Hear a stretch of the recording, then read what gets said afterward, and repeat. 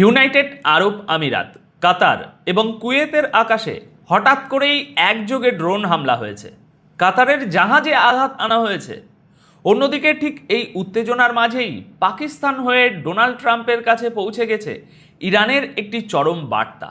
আর ঠিক গতকাল 10ই মে সন্ধ্যে 7টার দিকে ইরানের প্রেসিডেন্ট মাসুদ পেজিশিয়ান এমন এক হুঙ্কার দিয়েছেন যা আমেরিকার হিসেব নিকেশ অনেক অনেক বেশি কঠিন করে দিয়েছে।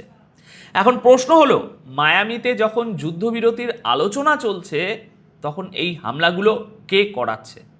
এই সিজফায়ার কি তাহলে শেষ, নাকি এর পেছনে লুকিয়ে আছে অন্য কোনো বড় শক্তির ফলস ফ্ল্যাগ অপারেশন?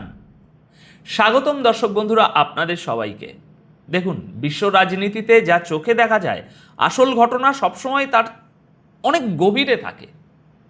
আমেরিকার মধ্যস্থতায় গত 4 সপ্তাহ ধরে যে একটা থমথমে যুদ্ধবিরতি চলছিল তা হঠাৎ করেই ভেঙে পড়ার উপক্রম হয়েছে। এই মুহূর্তে গ্লোবাল পাওয়ার পলিটিক্সে সবচেয়ে বড় প্রশ্ন হলো, কে চায় না এই যুদ্ধ থামুক? আজকের এই ভিডিওতে আমরা গতকাল 10ই মে ঘটা প্রত্যেকটি ঘটনা ধরে ধরে বিশ্লেষণ করব এবং বোঝার চেষ্টা করব পর্দার আড়ালে কলকাঠি কে নাড়ছে। তাহলে চলুন মূল আলোচনায় প্রবেশ করা যাক। প্রিয় দর্শক, শুরুতেই গতকাল 10ই মের সবচেয়ে চাঞ্চল্যকর খবরটি আপনাদের জানাতে চলেছি। গতকাল হঠাৎ করেই একাধিক আরব দেশের উপর একযোগে ড্রোন হামলা হয়েছে। ইউএইর প্রতিরক্ষা মন্ত্রণালয় একদম পরিষ্কার ভাষায় নিশ্চিত করেছে যে তারা তাদের আকাশসীমায় 2টি ড্রোন সফলভাবে ইন্টারসেপ্ট করে ধ্বংস করেছে। ইসরায়েলি সোশ্যাল মিডিয়া হ্যান্ডেলগুলো থেকে এই ড্রোন ধ্বংসের ভিডিও খুব দ্রুত ছড়ানো হচ্ছে এবং তারা দাবি করছে যে এই ড্রোনগুলো ইরানের তরফ থেকে এসেছে এবং ইরান নিজেই এই যুদ্ধবিরতি ভাঙতে চাইছে। কিন্তু দর্শক, এখানে একটা জিনিস আমাদের খুব লজিক্যালি বুঝতে হবে। যখন মায়ামিতে শান্তি আলোচনা চলছে তখন ইরান কেন হঠাৎ করে আরব দেশগুলোতে হামলা করে পুরো পরিস্থিতি নিজেদের বিরুদ্ধে নিয়ে যাবে? অনেক অভিজ্ঞ বিশ্লেষক এবং ব্যক্তিগতভাবে আমিও মনে করি এটি একটি ফলস ফ্ল্যাগ অপারেশন হওয়ার সম্ভাবনা প্রবল। অর্থাৎ এমন কোনো তৃতীয় পক্ষ এই কাজ করছে যারা চায় না আমেরিকা এবং ইরানের মধ্যে কোনো ধরনের চুক্তি হোক। আপনারা একটু ভেবে দেখুন, এই অঞ্চলে যুদ্ধ জিইয়ে রাখলে কার সবচেয়ে বেশি লাভ? কার রাজনৈতিক কেরিয়ার এই যুদ্ধের উপর নির্ভরশীল? ইসরায়েল এবং নেতানিয়াহুর যুদ্ধ চালিয়ে যাওয়াটা যে কতটা জরুরি সেটা আমাদের কারো আজ অজানা নয়। তাই ইরানকে ফাঁসিয়ে আমেরিকা, ন্যাটো এবং আরব দেশগুলোকে ইরানের বিরুদ্ধে লেলিয়ে দেওয়ার এই পুরনো কৌশলটা এখানে আবার ব্যবহার করা হচ্ছে কি না তা নিয়ে গভীর সন্দেহ রয়েছে। বিশেষ করে ইরান যখন পরিষ্কার বলে দিয়েছে যে হরমুজ প্রণালীতে তাদের কোনো জাহাজের উপরে হামলা হলে তারা আরব দেশগুলোতে থাকা মার্কিন বেসগুলোতে হামলা চালাবে, তখন এই ড্রোন হামলার টাইমিংটা এই অত্যন্ত সন্দেহজনক। এবার আসুন গতকাল 10ই মের দ্বিতীয় গুরুত্বপূর্ণ ঘটনাটিতে। এই একই দিনে কাতারের সমুদ্র সীমায় একটি কার্গো জাহাজে ড্রোন হামলা হয়েছে। জাহাজটি আবুধাবি থেকে কাতারের বন্দরের দিকে যাচ্ছিল। কাতারের প্রতিরক্ষা দপ্তরের মতে হামলায় জাহাজে আগুন ধরে গেলেও তা দ্রুত নিয়ন্ত্রণে আনা হয় এবং বড় কোনো ক্ষয়ক্ষতি ছাড়াই জাহাজটি গন্তব্যে রওনা হয়। কিন্তু আসল ব্যাপারটা হলো, এই হামলাটা ঠিক এমন একটা সময়ে হলো যখন কাতারের প্রধানমন্ত্রী মায়ামিতে বসে আমেরিকার শীর্ষ কর্মকর্তাদের সাথে এই যুদ্ধ থামানোর একটা আপ্রাণ চেষ্টা করছেন। কাতার এই মুহূর্তে আমেরিকা এবং ইরানের মধ্যে সবচেয়ে বড় মধ্যস্থতাকারী। তাহলে কাতারের জাহাজে হামলা করে আসলে কে কাকে কি মেসেজ দিল? দেখুন, মেসেজটা খুব পরিষ্কার। যেই শক্তি এই হামলা করেছে তারা চায় না কাতারের এই মধ্যস্থতা সফল হোক। ওই একই দিনে অর্থাৎ গতকাল 10ই মে রবিবার সকালেই কুয়েতের আকাশেও অজ্ঞাত ড্রোনের অনুপ্রবেশ ঘটে এবং কুয়েতের সেনাবাহিনী তাদের এয়ার ডিফেন্স অ্যাক্টিভ করে। ইউএই, কাতার এবং কুয়েত একসাথে 3টি আরব দেশকে টার্গেট করার মানে হলো এই অঞ্চলে আমেরিকার যে সিকিউরিটি গ্যারেন্টি ছিল তা একেবারে ধুলোয় মিশিয়ে দেওয়া। ডোনাল্ড ট্রাম্পের জন্য এটি একটি বিশাল বড় মাথা ব্যথা, কারণ তিনি একদিকে শান্তি আলোচনার জন্য টিম পাঠিয়েছেন অন্যদিকে তার আরব মিত্রদের আকাশ অরক্ষিত প্রমাণিত হচ্ছে।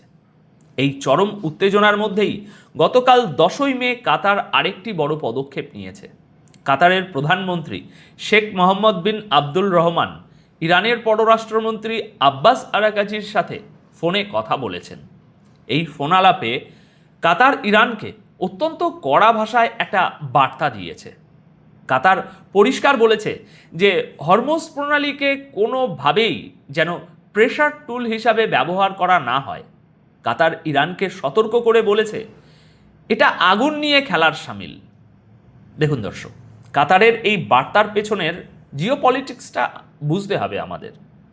আমেরিকা ও ট্রাম্প প্রশাসন ইতিমধ্যেই ইরানের বন্দরগুলোর উপর অবরোধ করে রেখেছে, আর এর পাল্টা জবাব হিসাবে ইরান বারবার হুমকি দিচ্ছে যে তারা হরমুজ প্রণালী এবার পুরোপুরি বন্ধ করে দেবে, যেখান দিয়ে বিশ্বের বিশাল অংশের জ্বালানি তেল সরবরাহ হয়।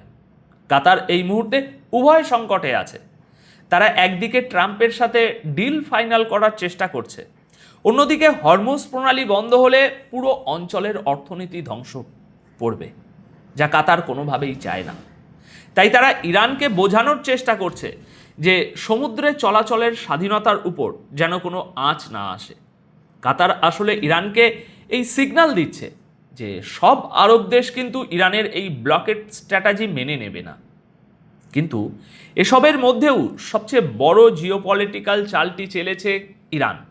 গতকাল 10ই মে রবিবার বিকেলের দিকে খবর আসে যে ইরান অবশেষে আমেরিকার শান্তি প্রস্তাবের চূড়ান্ত জবাব দিয়েছে, আর এই জবাব তারা পাঠিয়েছে পাকিস্তানের মাধ্যমে, কারণ পাকিস্তান এখানে একটি অত্যন্ত গুরুত্বপূর্ণ ব্যাক চ্যানেল মিডিয়েটারের ভূমিকা পালন করছে। দেখুন, ইরানের বার্তাটি অত্যন্ত তীক্ষ্ণ এবং প্র্যাকটিক্যাল।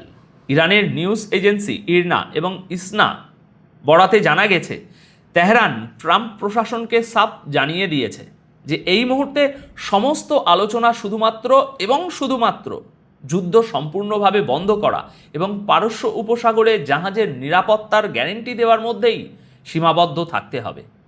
আমেরিকার মূল লক্ষ্য ছিল ইরানের নিউক্লিয়ার প্রোগ্রাম নিয়ে নতুন করে চুক্তি করা, কিন্তু ইরান তাদের 14 দফা প্ল্যানের জবাবে বলে দিয়েছে পারমাণবিক ইস্যু নিয়ে পরে কথা হবে, আগে যুদ্ধ থামান।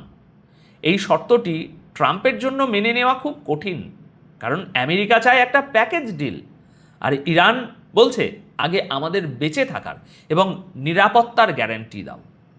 দর্শক, ইউএই এবং কাতারে যখন ড্রোন হামলার নাটক চলছে, ঠিক সেই মুহূর্তেই ইরানের এই পজিটিভ কিন্তু শর্তযুক্ত জবাব প্রমাণ করে যে ইরান ডিপ্লোম্যাটিক টেবিলে বল এখন আমেরিকার কোর্টে ঠেলে দিয়েছে। আর এই পুরো পরিস্থিতিকে একটি ক্লাইম্যাক্সে নিয়ে গেছেন ইরানের প্রেসিডেন্ট মাসুদ পেজিশিয়ান। গতকালকেরই খবর, 10ই মে রবিবার সন্ধ্যা আনুমানিক 7টার দিকে তিনি এক্সে একটি অত্যন্ত কড়া পোস্ট করেন। এই পোস্টটি ছিল মূলত আমেরিকার জন্য একটি ক্লিয়ার কাট মেসেজ। পেজিশিয়ান পরিষ্কার লিখেছেন যে আমরা শত্রুর সামনে কখনো মাথা নত করব না। তিনি অত্যন্ত সাবলীল ভাষায় বুঝিয়ে দিয়েছেন যে ইরান যদি আলোচনার টেবিলে বসেও তার মানে এই নয় যে তারা স্যারেন্ডার করছে বা ভয় পেয়েছে। আলোচনার মূল লক্ষ্য হল ইরানি জাতির অধিকার এবং স্বার্থ রক্ষা করা। দর্শক, এই বার্তার গভীরতাটা একটু বুঝুন। একদিকে আইআরজিসির মিসাইলগুলো আমেরিকান বেসগুলোর দিকে তাক করা আছে, অন্যদিকে পাকিস্তান হয়ে আমেরিকার কাছে শান্তি চুক্তির শর্ত পাঠানো হয়েছে, আর তার পরপরই প্রেসিডেন্ট নিজে সোশ্যাল মিডিয়ায় এই হার্ডলাইন স্ট্যান্ড নিচ্ছেন। এর মানে হলো ইরান গুড কপ ব্যাড কপ খেলছে। তারা আমেরিকাকে বোঝাতে চাইছে যে আমরা যুদ্ধ শেষ করতে চাই ঠিকই, কিন্তু তোমরা যদি মনে করো অবরোধ আর ড্রোন হামলার ভয় দেখিয়ে আমাদের দুর্বল করবে, তবে সেটা তোমাদের মহা ভুল ধারণা। এখন এই পুরো ঘটনা প্রবাহ বিশ্লেষণ করলে এটা দিনের আলোর মতো পরিষ্কার যে মধ্যপ্রাচ্যের এই দাবার বোর্ডে কেউ একজন খুব সূক্ষ্মভাবে চাল চালছে যাতে আমেরিকা এবং ইরানের মধ্যে কোনো সরাসরি চুক্তি না হয়। ইউএই, কাতার আর কুয়েতের ড্রোন হামলাগুলো আসলে সেই চুক্তিতে জল ঢেলে দেওয়ারই একটা চেষ্টা। এখন বড় দেখার বিষয় হলো মায়ামিতে বসে থাকা ডোনাল্ড ট্রাম্প এবং তার টিম কি এই ফলস ফ্ল্যাগ বা উস্কানির ফাঁদে পা দেবে, নাকি তারা ইরানের শর্ত মেনে নিয়ে আগে যুদ্ধ থামানোর দিকে এগোবে? প্রেসিডেন্ট পেজিসিয়ানের এই নো স্যারেন্ডার নীতির সামনে ট্রাম্পের ইগো কতটা নমনীয় হয়, সেটাই এখন গ্লোবাল পলিটিক্সের সবচেয়ে বড় সাসপেন্স। দর্শক, আপনাদের কি মনে হয় এই ড্রোন হামলাগুলোর পেছনে আসলে কার হাত রয়েছে? আর ট্রাম্প কি ইরানের এই শর্ত মেনে নিতে বাধ্য হবেন? আপনাদের মূল্যবান মতামত অবশ্যই কমেন্ট বক্সে জানাবেন। দেখা হবে পরবর্তী ভিডিওতে। সবাই খুব ভালো থাকবেন, সুস্থ থাকবেন। ধন্যবাদ আপনাদের সকলকে।